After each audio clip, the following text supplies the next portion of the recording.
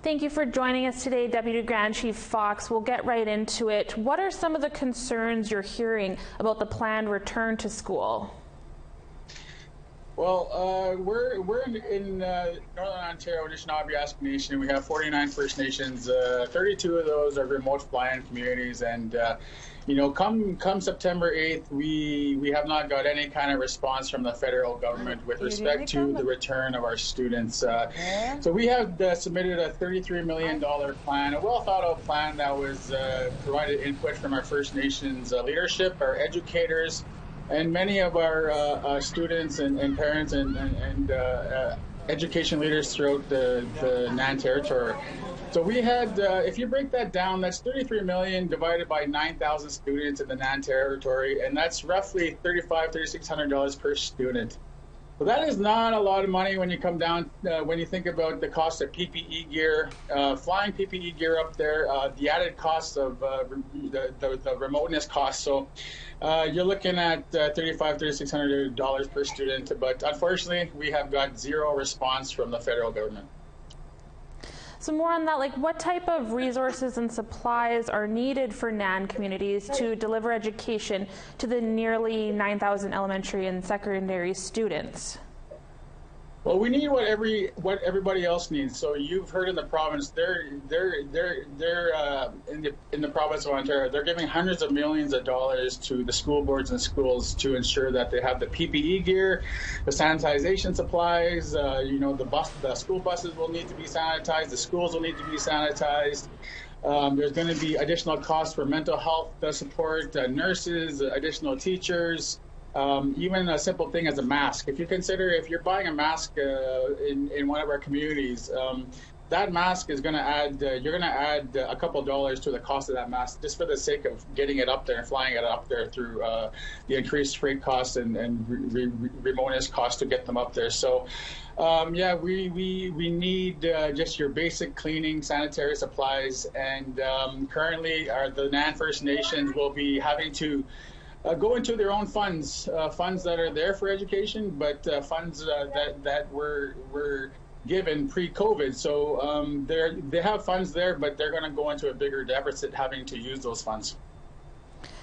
Earlier today, we did hear from Indigenous Services Minister Mark Miller, and he was asked about the concerns that you guys have expressed. He says the federal government will be there to help. Are you happy with that response? I am not happy with that response. They only said they will be here to help because we've made these media splashes, which started last Friday. And you know what? I'm hopeful that they will be there, but up to this point, they have not been here at all. We submitted this plan over 2 months ago. They've had plenty of time to get this work done. They've had plenty of time to ensure that the supplies could be here, that we have the support to ensure that our students could start on September 8th.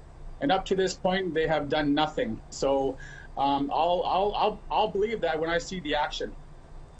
September is upon us. There's only a week or two left before the start of classes. Are there schools looking at delaying the return date? Yes, we have currently 2 high schools. We have Dennis Franklin Cromarty High School and Pelican Falls High School, secondary students who cannot start come September 8th. They fly out to these schools. They're located in Thunder Bay and just outside of Sewellcote. And they're hoping to start in the second quadmester, October 28th. So the reason being they have not received the financial support, and our school board, NNEC, cannot provide or ensure the safety of their students due to the fact that they have not received any support or funding. In the NAN territory, in the remote north, we have roughly 40 to 50 schools.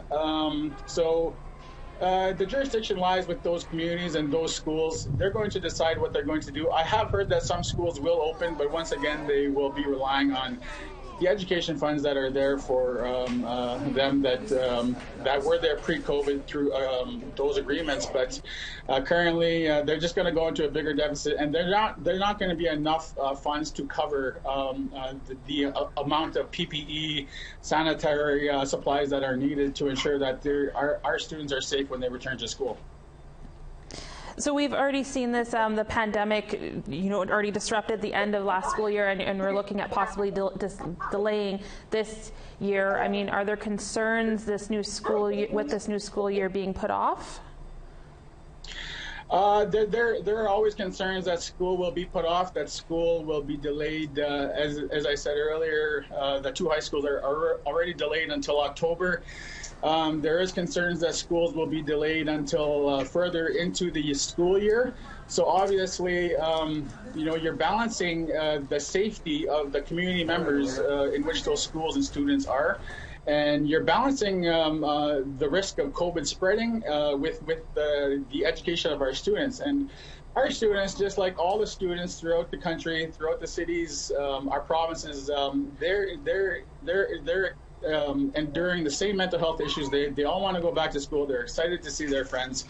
Unfortunately, our kids are facing discrimination. They're being looked at like an afterthought. And frankly, up until this point, the federal government just doesn't seem to care about these students and our children in the far north. Well, thank you. That's all the time that we have for today. I want to thank you again for joining us. Thank you for your time.